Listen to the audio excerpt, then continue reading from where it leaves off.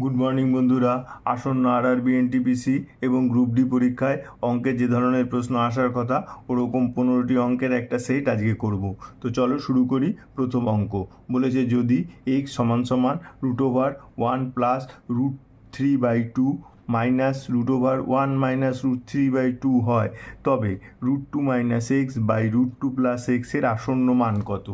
এই অঙ্কটা করতে গেলে প্রথমে যে এক্স সমান সমান যে সংখ্যাটা দেওয়া আছে এটা সরলতম মান বার করতে হবে। তো এটা করতে গেলে প্রথমে আমরা √1 + √3/2 এর সরলতম মান বার করব। তো প্রথমে এটার আমরা লসাগু করব। লসাগু করলে কী হবে? 2, তাহলে 2 + √3। এইপরে ওপর নিচ আমরা 2 দিয়ে গুণ করব। তাহলে ওপর নিচ 2 দিয়ে গুণ করলে উপরে হবে 4 + 2√3 আর নিচে হবে 4। ঠিক আছে, এবার 4কে আমরা লিখব 3 + 1 + 2√3 বাই নিচে 4 আছে, 4টা থাকবে। এরপরে লিখব 3কে লিখব √3², 1কে লিখব 1², তাহলে a² + b² + 2 × √3 × 1, 4কে লিখব 2a²। এর একটা √ আছে। এইবার দেখো উপরে কি হচ্ছে? √3 + 1 তার হোল স্কোয়ার আর নিচে হচ্ছে 2a²। তাহলে আসছে কি না √3 + 1/2, তার মানে হচ্ছে 1 + √3/2 হচ্ছে √3 + 1/2। এরপরে কী বার করব? এরপরে মান বার করব √1 - √3/2। এটাকে করলে আমাদের আসবে √3 - 1/2। তাহলে দেখো এক্স সমান সমান কী হবে না, এটা মানে হচ্ছে √3 + 1/2 মাইনাস √3 - 1/2, তাহলে লসাগু 2 হবে। তাহলে √3 + 1 মাইনাস √3 + 1, √3 কেটে গেল, 1 1 2, 2/2 = 1। তাহলে এক্স সমান সমান 1 হলো। এবার আমাকে মান কিসের বার করতে বলেছে? √2 - x মানে হচ্ছে √2 - 1/√2 + 1। তাহলে এটাকে আমরা যদি করণীয়সন করি, ওপর নিচে √2 - 1 দিয়ে গুণ হবে, তাহলে ওপরে হবে √2 - 1² আর নিচে হবে a² - b², √2² - 1²। তাহলে উপরে হবে কি না 2 - 2√2 + 1 আর নিচে হবে হচ্ছে 2 - 1 মানে 1। তাহলে উপরে হবে হচ্ছে 3 - 2√2। তাহলে এবার মান বসিয়ে দেবো। তাহলে √2 মান হচ্ছে 1.414, তাহলে 3.00 আর 1.414কে 2 দিয়ে গুণ করলে হবে 2.828। এবার তাহলে বিয়োগ করে দিই, 8 × 2 = 10, 1 7 হাতে রইল 1 1 হাতে রইল 1 0, তাহলে 0.172। উত্তর 1। আচ্ছা, পরের অঙ্ক বলেছে 60 কিমি প্রতি ঘন্টা বেগে ভ্রমণ করলে একজন ব্যক্তি একটি নির্দিষ্ট সময়ের মধ্যে তার গন্তব্যে পৌঁছান। তিনি তার যাত্রার 60% পথ 2/5 সময়ের মধ্যে অতিক্রম করেন। বাকি পথ তাকে কত গতিবেগে কিমি প্রতি ঘন্টায় ভ্রমণ করতে হবে যাতে তিনি সঠিক সময়ে গন্তব্যে পৌঁছাতে পারেন? তাহলে কি বলেছে? 60 কিমি প্রতি ঘন্টা বেগে সে যাচ্ছে, তাহলে তার গতিবেগ ভেলোসিটি কত না 60 কিমি প্রতি ঘন্টা। এবার কি বলেছে? একটি নির্দিষ্ট সময়ের মধ্যে গন্তব্যে পৌঁছান। ধরি দূরত্ব ডিস্টেন্সটা 300 কিলোমিটার, তাহলে তার সময় কত লেগেছিল? টাইম লেগেছিল হচ্ছে ডিস্টেন্স বাই ভেলোসিটি বা স্পিড, তাহলে হবে হচ্ছে 300/60 মানে 5 ঘন্টা। ঠিক আছে, এইবার কি বলেছে? তিনি তার যাত্রার 60% পথ, 300 60% কত? আর 300 60% হচ্ছে 300 × 60/100 মানে 180 কিলোমিটার পথ। বলেছে 2/5 সময় গেছে, তা 2/5 মানে 5 ঘন্টা ইন্টু 2/5 মানে 2 ঘন্টা সময় গেছে। তাহলে 180 কিলোমিটার পথ সে 2 ঘন্টায় গেছে। তাহলে বাকি কত পথ না, বাকি হচ্ছে 300 থেকে 180 বাদ দিলে 120 কিলোমিটার পথ তাকে যেতে হবে কত সময় না মোট 5 ঘন্টা, তার মধ্যে অলরেডি 2 ঘন্টা চলে গেছে, তাহলে তাকে 3 ঘন্টা সময়ের মধ্যে যেতে হবে। তাহলে তার স্পিড কত হবে? তাহলে স্পিড হবে 120/3 মানে 40 কিলোমিটার প্রতি ঘন্টা। উত্তর 1। আচ্ছা, পরের অঙ্ক বলেছে এ এবং বি দুটি সংকর ধাতুতে তামা ও দস্তার অনুপাত যথাক্রমে 3:4 এবং 5:9। এ এবং বিকে 2:3 অনুপাতে নামা হয় এবং গলিয়ে একটি নতুন সংকর ধাতু সি তৈরি করা হয়। সিতে তামা ও দস্তার অনুপাত কত? তাহলে দেখো কী কী বলেছে না, এ আর বি দুটো সংকর ধাতু আছে, তাতে তামা, কপার আর জিঙ্ক আছে। তার অনুপাত কত? এতে আছে হচ্ছে 3:4 আর বিতে আছে হচ্ছে 5:9। তাহলে টোটাল কত? টোটাল হচ্ছে প্রথমটা 7 ইউনিট আর দ্বিতীয়টা 14 ইউনিট। এবার আমরা দুটো টোটালকে সমান করতে হবে। তাহলে একটাকে যদি আমি 2 দিয়ে গুণ করি তাহলে কী হবে না, এ আর বি কী হবে না, এ হবে হচ্ছে এটা 2 দিয়ে গুণ করলে 3 দুগুণে 6, 4 দুগুণে 8, তামা কপার থাকবে 6 ভাগ আর তামা থাকবে 8 ভাগ আর বিতে থাকবে 5:9। এইবার কী বলেছে, প্রথম প্রকারের 2:3 অনুপাতে মেশাবো। তাহলে এটা যদি 2:3 অনুপাতে মেশাই, তাহলে 1 ভাগে যদি 6 ইউনিট কপার থাকে, 2 ভাগে থাকবে 12 ইউনিট আর কপার, আর জিঙ্ক থাকবে হচ্ছে 16 ইউনিট। আর 3 ভাগ বি সংকর ধাতুতে 3 ভাগের মধ্যে কপার থাকবে হচ্ছে 3 × 5 = 15 ইউনিট আর জিঙ্ক থাকবে 3 × 9 = 27 ইউনিট। এবার দুটো যোগ করে দিই, এটা 6 দুগুণে 12 হবে। তাহলে এটা হবে 27:43, উত্তর 4। আচ্ছা, পরের অঙ্ক বলেছে এক্স কিমি প্রতি ঘন্টা বেগে চলা একটি ট্রেন 30 সেকেন্ডে 200 মিটার লম্বা একটি প্ল্যাটফর্মকে অতিক্রম করে এবং 20 সেকেন্ডে 6 কিমি প্রতি ঘন্টা বেগে একই দিকে হেঁটে আসা একজনকে অতিক্রম করে। এক্সের মান কত? তাহলে এক্স কিমি হচ্ছে ট্রেনটির গতিবেগ। তাহলে 30 সেকেন্ডে ট্রেন একটি প্ল্যাটফর্মকে অতিক্রম করছে।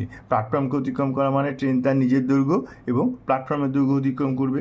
তাহলে আমরা দেখি 30 সেকেন্ডে ট্রেনটা কত পথ যাচ্ছে। ট্রেনটার গতিবেগ কত? ট্রেনটার গতিবেগ এক্স কিমি প্রতি ঘন্টা। তাহলে কিমি প্রতি ঘন্টাকে 5/18 দিয়ে গুণ করলে মিটার প্রতি সেকেন্ড হবে। তাহলে ট্রেনটা 1 সেকেন্ডে এত মিটার পথ যায়, তাহলে 30 সেকেন্ডে যাবে এত মিটার পথ। এই এত মিটার, এইটা হচ্ছে ট্রেনটা নিজের দৈর্ঘ্য প্লাস এই 200 মিটার প্ল্যাটফর্মের দৈর্ঘ্য। ঠিক আছে, এরপরে দেখো ট্রেনটা 6 কিমি প্রতি ঘন্টা বেগে একই দিকে হেঁটে আসা একজন লোককে অতিক্রম করছে। তাহলে লোকটার সাপেক্ষে ট্রেনটার আপেক্ষিক গতিবেগ কত হবে না, যেহেতু দুজনের গতিবেগের অভিমুখ একই দিকে, তাহলে আপেক্ষিক গতিবেগ হবে বিয়োগফল। তাহলে x - 6 এত কিলোমিটার প্রতি ঘন্টা, এটাকে 5/18 দিয়ে গুণ করলে হবে এত মিটার প্রতি সেকেন্ড। এবার এটা কি করছে, কত সেকেন্ডে ট্রেনটাকে লোকটাকে অতিক্রম করছে? 20 সেকেন্ডে। তাহলে ইন্টু 20, তাহলে এই একটা ট্রেন একটা লোককে অতিক্রম করা মানে নিজের দৈর্ঘ্য অতিক্রম করছে। তাহলে এই যে সময় এত, এটা হচ্ছে ট্রেন নিজের দৈর্ঘ্য প্লাস প্ল্যাটফর্মের দৈর্ঘ্য, আর এইটা হচ্ছে ট্রেনের নিজের দৈর্ঘ্য। তাহলে এই দুটোর বিয়োগফলই হচ্ছে প্ল্যাটফর্মের দৈর্ঘ্য। তাহলে x × 5/18 × 30 মাইনাস x - 6 × 5/18 × 20 = 200 মিটার। লসাগু করে দিই, লসাগু হচ্ছে 18ই হবে, 3 × 5 = 15, 150x মাইনাস x - 6 × 5 দুগুণে 10, 100 = 200। তাহলে 150x মাইনাস 100x প্লাস 600 = 18 দুগুণে 3600। তাহলে 50x = 3600 থেকে এই 600 বাদ যাবে, তাহলে 3000। তাহলে x = 3000/50, 0 0 রেখে গেল, 5 × 6 = 30 আর 0। তাহলে এক্স মানে হচ্ছে 60 কিলোমিটার প্রতি ঘন্টা, উত্তর 4। আচ্ছা, পরের অঙ্ক বলেছে একজন লোক একটি জাহাজের ডেকে দাঁড়িয়ে আছে যা ভূপৃষ্ঠ থেকে 10 মিটার ওপরে অবস্থিত। সেখান থেকে একটি আলোকস্তম্ভের শীর্ষের উন্নতি কোণ 60 ডিগ্রি এবং আলোকস্তম্ভের পাদদেশের অবনতি কোণ 30 ডিগ্রি। আলোকস্তম্ভটির উচ্চতা নির্ণয় করো। তাহলে ধরি এবি হচ্ছে সেই জাহাজের ডেক, যেটা উচ্চতা 10 মিটার। ঠিক আছে, এবার একটা আলোকস্তম্ভের শীর্ষদেশের উন্নতি কোণ বলেছে 60 ডিগ্রি। তাহলে এটা হচ্ছে 60 ডিগ্রি আর পাদদেশের অবনতি কোণ বলেছে 30 ডিগ্রি। তার মানে এটা 30 ডিগ্রি অবনতি কোণ। তাহলে দেখো এইটা আর এইটা সমান্তরাল, তাহলে এটা যদি ছেদক হয়, এটা 30 হলে এটাও 30 হবে, আচ্ছা, সিডি হচ্ছে এখানে আলোক স্তম্ভ, আর এটাকে ইডি পয়েন্ট। তাহলে দেখো যেহেতু এ বি 10, তাহলে এ বি সমান সমান ইডি সমান সমান 10 মিটার। এইবার ত্রিভুজ এ বি ডি থেকে কী পাচ্ছি? এ বি ডি থেকে পাবো tan 30 ডিগ্রি। tan 30 ডিগ্রি মানে লম্ব বাই ভূমি, এখানে লম্ব এ বি, ভূমি হচ্ছে বিডি, তাহলে এ বি বাই বিডি। তাহলে tan 30 মান 1/√3, এ বি সমান সমান 10, আর তাহলে বিডি কত হবে? তাহলে অতএব বিডি হবে 10√3। তার মানে এই বিডি হচ্ছে 10√3। যদি বিডি 10√3 হয় তাহলে এটা সমান সমান হচ্ছে এই, কারণ বিডি আর এই সমান। এইবার আমরা কোথায় যাব না, ত্রিভুজ নেব হচ্ছে এ সিই। এখান থেকে লিখব tan 60 ডিগ্রি। tan 60 ডিগ্রি মান লম্ব বাই ভূমি, লম্ব এখানে কি? লম্ব এখানে সিই, আর ভূমি হচ্ছে এই। tan 60 মান √3, সিইর মানটা জানি না, আর এই দেখো বিডি সমান সমান এই 10√3, তাহলে এখানে 10√3, অতএব সিই সমান সমান 10√3 × √3, তার মানে 30। তাহলে এবার বাতিস্তম্ভটা কি? বাতিস্তম্ভটা আমরা ধরেছিলাম সিডি, সিডি মানে আমরা বলতে পারি সিই প্লাস ইডি। তাহলে এবার হচ্ছে সিই হচ্ছে 30 আর ইডি 10 সমান সমান 40 মিটার। উত্তর 2। আচ্ছা, পরের অঙ্ক বলেছে যদি 32 centimetre into 12 centimetre into 9 centimetre মাপের একটি ঘনকাকৃতিকে একই মাপের দুইটি ঘনক করা হয়, তাহলে মূল ঘনকটির পৃষ্ঠতলের ক্ষেত্রফল এবং দুটি ঘনকের মোট পৃষ্ঠতলের ক্ষেত্রফলের অনুপাত কত হবে? তাহলে যে ঘনকাকৃতিটা দিয়েছে 32 centimetre into 12 centimetre into 9 centimetre, এর পৃষ্ঠতলের ক্ষেত্রফল কত? এর পৃষ্ঠতলের ক্ষেত্রফল হচ্ছে, ফর্মুলাটা কি? 2 × AB plus BC plus CA, তাই তো? তাহলে আমরা মানটা বসিয়ে দিই। 2 × AB হচ্ছে 32 × 12 প্লাস 12 × 9 প্লাস 9 × 32 সমান সমান কত হচ্ছে না 2। 32 × 12, 12 দুগুণে 24, 3 12 36, 37 38 প্লাস 9 12 108, আর 9 দুগুণে 18, 3 9 27 আর 1 28 সমান সমান 2 ইন্টু এটা যোগ করলে 780 সমান সমান হচ্ছে 1560 বর্গ সেমি। তাহলে এটা হচ্ছে বড় ঘনকাকৃতিটার পৃষ্ঠতলের ক্ষেত্রফল।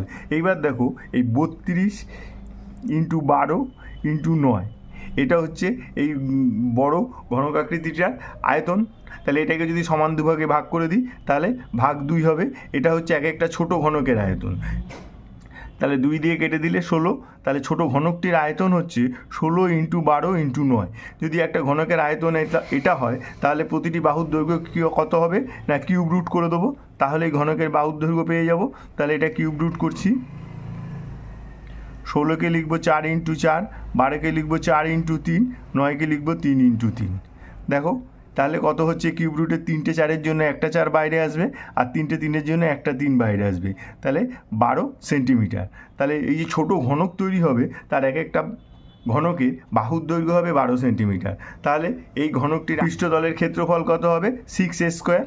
তাহলে 6a² সমান সমান 6 × 12² মানে 6 × 144 সমান সমান 864। তাহলে ছোটো একটি ঘনকের পৃষ্ঠতলের ক্ষেত্রফল হচ্ছে 864 বর্গ সেন্টিমিটার। তাহলে দুটি ঘনকের কত হবে? × 2, তাহলে সমান সমান হবে হচ্ছে 1728 বর্গ সেন্টিমিটার। ঠিক আছে, তাহলে এবার হচ্ছে প্রথমে বড় ঘনকাকৃতিটা আর দুটো ছোট ঘনকের মোট পৃষ্ঠতলের ক্ষেত্রফলের অনুপাত কত হবে না 1560:1728। তাহলে প্রথমে 4 দিয়ে ভাগ যাবে, 4 দিয়ে কাটলে হবে হচ্ছে 3 4 12, 4 9 36, এটাকে হবে 4 4 16, 3 4 12, 4 2 8, 2 দিয়ে কাটবে, 2 1 কে 2, 9 2 18, 5 2 10, 2 1 কে 2, 2 1 কে 2, 6 2 12, 2 2 4, 2 1 কে 2, 6 2 12। এরপরে 3 দিয়ে যাবে, 3 6 18, 3 5 15, এটা যাবে হচ্ছে 3 7 21, 3 2 6, তা 65:72, উত্তর 1। আচ্ছা, পরের অঙ্ক বলেছে 78টি বই, 114টি পেন এবং 141টি নোটবুক স্কুলে শিশুদের মধ্যে সমান ভাগে বিতরণ করা হয়েছিল। দেখা গেছে যে প্রত্যেকটিতে 6টি করে অব্যবহৃত অবস্থায় পড়েছিল। মোট শিশুর সংখ্যা কত ছিল? তাহলে দেখো কত ছিল। 78টি বই ছিল, 114টি পেন ছিল, আর 141টি নোটবুক ছিল। এবার প্রতিটাতেই 6টা করে অব্যবহৃত হয়েছিল, মানে 6টা দেওয়া হয়নি। তাহলে 6টা করে বাদ দিলে দেওয়া হয়েছিল 72টি বই। 6টা যদি পেন পড়ে থাকে দেওয়া হয়েছিল হচ্ছে 108টি পেন, আর 6টা যদি নোটবুক পড়ে থাকে দেওয়া হয়েছে 135টি নোটবুক। তাহলে এবার বলেছে যে কতগুলো শিশুর মধ্যে এই 72টি বই, 108টি পেন এবং 135টি নোটবুক সমান ভাগে ভাগ করে দেওয়া যাবে। তাহলে এর গসাগু হবে, গসাগু কত হবে? এটা দেখো তিনটেই যাচ্ছে 9 দিয়ে। 8 নং 72, 9 বারং 108, আর 9 15 135। 8 কোনো দিয়ে যাচ্ছে না, অর্থাৎ 72, 108 আর 135-এর গসাগু 9, অর্থাৎ 9 জন শিশুর মধ্যেই সমান ভাগে ভাগ করে দেওয়া যাবে, অর্থাৎ শিশুর সংখ্যা 9। উত্তর 1। আচ্ছা, পরের অঙ্ক বলেছে সরলতম মান নির্ণয় করো। 1 প্লাস কস থিটা তার whole square plus sine square theta, নিচে হচ্ছে cosec square theta -1 into sine square theta. তাহলে আমরা ওটা আগে লিখে নিই। বলেছে 1 প্লাস কস থিটা তার whole square plus sine square theta, নিচে আছে হচ্ছে cosec square theta -1 into sine square theta. তাহলে উপরে 1 প্লাস কস থিটা তার হোল স্কোয়ার, এটাকে a প্লাস বি হোল স্কোয়ারের ফর্মুলায় ভেঙে দিই। তাহলে কী হবে? 1 plus 2 cos theta plus cos square theta, আর পাশে আছে সাইন স্কোয়ার থিটা। ঠিক আছে, আর নিচে কী আছে? নিচে গুণ করে দিই, cosec square theta into sine square theta minus sine square theta. এইবার sine square theta plus cos square theta 1, তাহলে 1 1 2, তাহলে 2 প্লাস 2 কস থিটা। আর নিচে হচ্ছে দেখো কোসেক স্কোয়ার থিটা মানে 1 by sine square theta into sine square theta minus sine square theta. তাহলে এই sign square theta কেটে গেল। তাহলে উপরে থাকতে হচ্ছে 2 প্লাস 2 কস থিটা, আর নিচে থাকতে হচ্ছে 1 মাইনাস সাইন স্কোয়ার থিটা। তাহলে 1 মাইনাস সাইন স্কোয়ার থিটা মানে কস স্কোয়ার থিটা। তাহলে উপরে থাকছে 2 plus 2 cos theta by cos square theta. এবার দুটো ভেঙে দেবো, 2 by cos square theta plus 2 cos theta by cos square theta. এবার দেখো 2 by cos square theta, 1 by cos square মানে সেক স্কোয়ার থিটা। তাহলে 2 সেক স্কোয়ার থিটা, আর একটা square কেটে যাবে, তাহলে প্লাস 2 সেক থিটা। তাহলে 2 সেক থিটা যদি কমন নিই, পড়ে থাকবে কি? Sec theta plus 1। তাহলে 2 সেক থিটা প্লাস 1, তাহলে উত্তর 4। এটা খালি 1 প্লাস সেক থিটা আছে। ঠিক আছে। আচ্ছা, পরের অঙ্ক বলেছে 8 জন পুরুষের গড় ওজন 3 কেজি কমে যায় যখন তাদের মধ্যে 56 কেজি ওজনের একজনের জায়গায় একজন নতুন পুরুষ আসে। নতুন পুরুষের ওজন কত? দেখো কার সঙ্গে রিপ্লেস হয়েছে না, 56 কেজি ওজনের একজনের সাথে রিপ্লেস হয়েছে। এতে কি হয়েছে না, 8 জনের গড় ওজন 3 কেজি করে কমে গেছে। তাহলে ক কেজি কমে গেছে? মোট হচ্ছে 3 8 24 কেজি ওজন কমে গেছে। তাহলে কি হলো না, 56 কেজি ওজনের একজন লোক চলে জায়গায় তার জায়গায় যে নতুন লোক এসছে তার জন্য মোট ওজন 24 কেজি কমে গেল। তাহলে লোকটার ওজন কত? লোকটার ওজন হচ্ছে 56 মাইনাস 24, তাহলে 32 কেজি। তাহলে নতুন লোকটির ওজন 32 কেজি। উত্তর 4। আচ্ছা, পরের অঙ্ক বলেছে কমল বার্ষিক 20% চক্রবৃদ্ধি সুদে 5,000 টাকা বিনিয়োগ করেছেন। যদি n বছর পর সে 7,200 টাকা পরিমাণ অর্থ পায় তাহলে এর মান কত হবে? তাহলে দেখো কী হয়েছে না, 5,000 টাকা n বছরে 20% হারে সবৃদ্ধিমূল কত হবে? আমরা জানি 5,000 into 1 plus 20/100 to the power n। এটাই হচ্ছে 5,000 টাকা 20 বছরে n 20% হারে n বছরে সবৃদ্ধিমূল, সেটাই বলে দিয়েছে 7,200 টাকা। তাহলে 5 × 100, 5 1 5 আর 1 6, তাহলে 6/5 টু দি পাওয়ার n সমান 7,200/5000। দুটো শূন্য কেটে গেল, 2 দিয়ে কাটলে উপরে 36, নিচে 25, তার মানে কি হচ্ছে 36/25 সমান সমান 6/5 তার স্কোয়ার। তাহলে দেখো এদিকে 6/5 to the power n, 6/5 to the power square, তাহলে বেস যদি 1 হয় তাহলে পাওয়ার দুটো সমান, তাহলে n সমান সমান 2 বছর, উত্তর 1। আচ্ছা, পরের অঙ্ক বলেছে নির্দিষ্ট সংখ্যক ব্যক্তি একটি কাজ দৈনিক 9 ঘন্টা করে কাজ করে 34 দিনে সম্পন্ন করতে পারে। যদি ব্যক্তি সংখ্যা 40% হ্রাস পায় তাহলে বাকি ব্যক্তিদের 51 দিনে কাজটি সম্পন্ন করার জন্য দিনে কত ঘন্টা কাজ করতে হবে। তাহলে বলেছে নির্দিষ্ট সংখ্যক ব্যক্তি, তার মানে এই মহানটা আমরা জানি না। ঠিক আছে, নির্দিষ্ট সংখ্যক ব্যক্তি দৈনিক 9 ঘন্টা করে কাজ করেছে, মানে T1 সমান সমান 9 ঘন্টা করে 34 দিনে কাজটা শেষ করে, D1 সমান সমান 34 দিনে কাজটা শেষ করে। যদি ব্যক্তি সংখ্যা 40% হ্রাস পায় তাহলে M2 আমরা ঠিক জানি না, তাহলে বাকি ব্যক্তিদের 51 দিনে কাজটা সম্পন্ন করতে, মানে D2 সমান সমান 51 দিন কাজটা সম্পন্ন করতে দিনে কত ঘন্টা করে কাজ করতে হবে, মানে T2টা আমাকে বার করতে বলেছে। তাহলে দেখো আগে যা লোক সংখ্যা ছিল তার 40% লোক সংখ্যা কমে গেছে। ধরি আগে লোক সংখ্যা ছিল 100 জন, তাহলে তার 40% কমে গেলে এখন লোক সংখ্যা হবে 60 জন। তাহলে আমাদের ফর্মুলাটা কি জানা আছে, M1 T1 D1 সমান সমান M2 T2 D2। তাহলে এখানে কি বার করতে বলেছে, T2, তাহলে T2 সমান সমান M1 T1 D1 by M2 D2। এবার মানগুলো বসিয়ে দিই, M1 এর মান 100,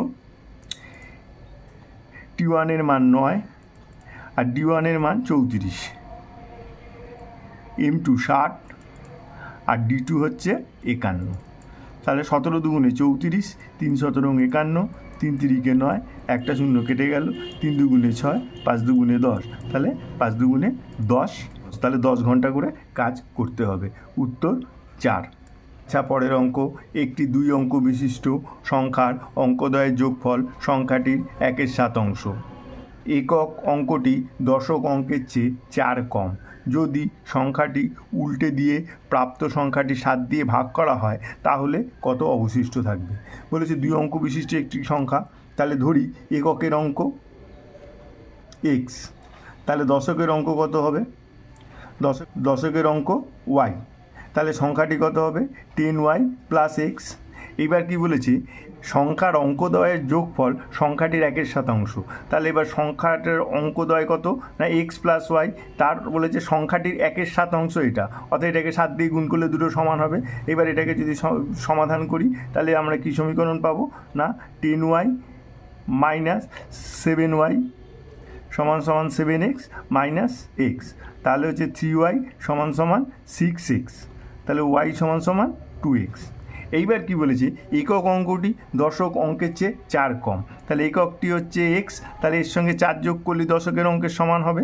এবার y এর জায়গায় যদি 2x বসিয়ে দিই তাহলে x plus y, x plus 4 সমান সমান 2x, তাহলে x সমান সমান 4। যদি x সমান সমান 4 হয়, y সমান সমান কত হবে, 2 গুণ 4 সমান সমান 8, তাহলে সংখ্যাটি কত, সংখ্যাটি হচ্ছে 84। এইবার কি বলেছে, যদি সংখ্যাটি উল্টে দিয়ে প্রাপ্ত সংখ্যা কত হবে, সংখ্যা দুটি যদি উল্টে দিই তাহলে প্রাপ্ত সংখ্যা হবে 48, একে যদি 7 দিয়ে ভাগ করে দিই তাহলে হবে 6 7 42, তাহলে ভাগশেষ কত হচ্ছে 6, তাহলে কত অবশিষ্ট থাকবে 6, উত্তর 4। আচ্ছা, পরের অঙ্ক বলেছে একটি সংখ্যা প্রথমে 16% বৃদ্ধি করা হয় এবং তারপর 14% বৃদ্ধি করা হয়।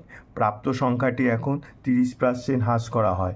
মূল সংখ্যাটির একটি পূর্ণ সংখ্যার নিকটতম প্রকৃত বৃদ্ধি বা হ্রাস শতাংশে কত।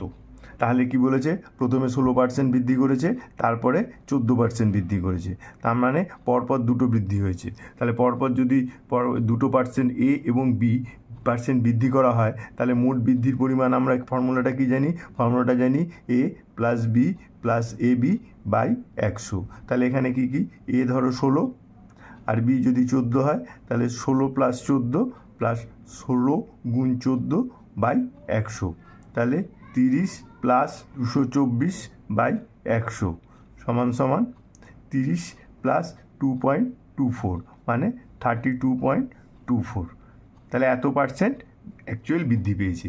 এইবার কি বলেছে 30% হ্রাস করেছে, তার মানে 32.24 24% বৃদ্ধি পেয়েছে, আর হ্রাস পেয়েছে হচ্ছে 30%।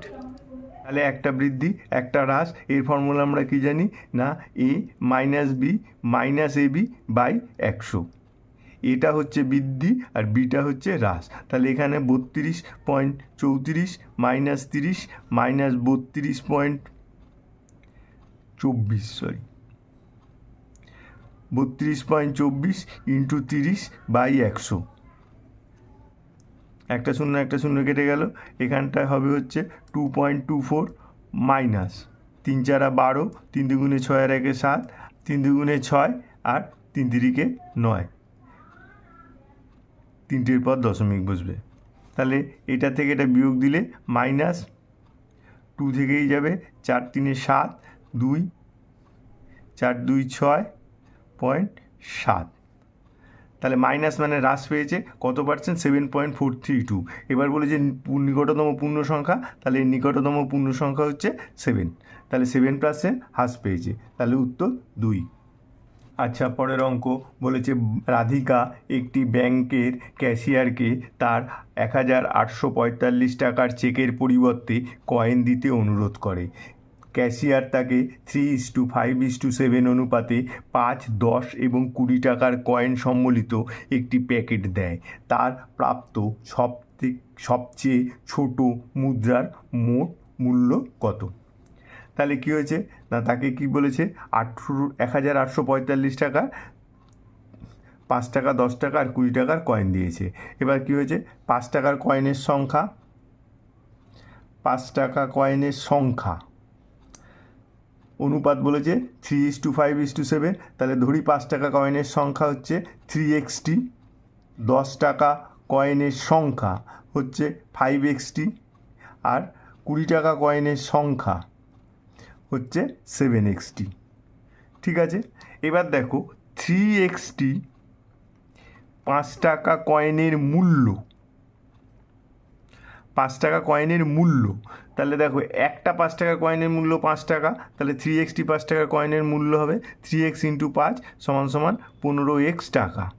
ঠিক আছে, 5xt 10 টাকা কয়েনের মূল্য, মূল্য হচ্ছে একটা কয়েনের মূল্য 10 টাকা, 5xt কয়েনের মূল্য হবে 5x × 10 = 50x টাকা। আর হচ্ছে 7xt 20 টাকা কয়েনের মূল্য, তাহলে 7x × 20 মানে 140x টাকা। তাহলে মোট কত টাকা হচ্ছে, 140 + 50 190 আর 15 205, 205x টাকা। তাহলে প্রশ্নানুসারে এই 205x = 1845 টাকা। তাহলে x = 1845/205। 5 দিয়ে কাটলে 4 5 20, 5 1 5, আর 5 দিয়ে কাটলে 3 5 15, 16 17 18, 5 6 30, 5 9 45, 9 দিয়ে কাটলে 9। তাহলে x = 9। এবার কি বলেছে, সব থেকে ছোট মুদ্রার মোট মূল্য কত? সব থেকে ছোট মুদ্রা কি না, 5 টাকার কয়েন, তার মূল্য এই যে এটা হচ্ছে মূল্য, তার মূল্য হচ্ছে 15x টাকা। তাহলে 15 × 9 = 9 15 135 টাকা। উত্তর 4। আচ্ছা, পরের অঙ্ক বলেছে মোহন প্রথম বছরে তার বিক্রয়ের পরিমাণ 12% এবং দ্বিতীয় বছর 15% বৃদ্ধি পায়। ফলে তার বর্তমান বিক্রয় 1,28,800 টাকা হয়। 2 বছর আগে তার বিক্রয় কত ছিল? ধরি 2 বছর আগে তার বিক্রয় ছিল x টাকা। তাহলে প্রথম বছর বৃদ্ধি পেয়েছে 12%, তাহলে প্রথম বছর পর তার বিক্রয় হয়েছে 112/100 এত টাকা। আবার দ্বিতীয় বছর বৃদ্ধি পেয়েছে 15%, তাহলে তার বৃদ্ধি পেয়ে দ্বিতীয় বছরের পরে হয়েছে এটা ইন্টু 115/100 এত টাকা। প্রশ্ন অনুসারে এটাই সমান 1,28,800 টাকা। তাহলে এখান থেকে x সমান কত হবে? তাহলে 1,28,800 ইন্টু 100 ইন্টু 100, আর নিচে হচ্ছে 112 ইন্টু 115। তাহলে এটা 5 দিয়ে কাটলে 5 20 100, 5 দিয়ে কাটলে 5 2 10, 3 5 15, 4 দিয়ে কাটলে 4 5 20, আর 4 দিয়ে কাটলে 4 2 8, 4 32। আচ্ছা, এবার এটা 4 দিয়ে কাটি, 4 7 28, এটা 4 দিয়ে কাটি, 3 4 12, 4 2 8, 4 2 8, আর দুটো শূন্য পড়লো। এবার 7 দিয়ে কাটি, 4 7 28, 29 30 31 32, 6 7 42, দুটো শূন্য থাকলো, আর 23 দুগুণে 46, তাহলে এখানে 200, 200 ইন্টু 5, 200 ইন্টু 5 1000, আরও এখানে 100 আছে, তার মানে আরও দুটো শূন্য। 2 বছর আগে তার বিক্রি ছিল 1 লাখ টাকা। উত্তর 4।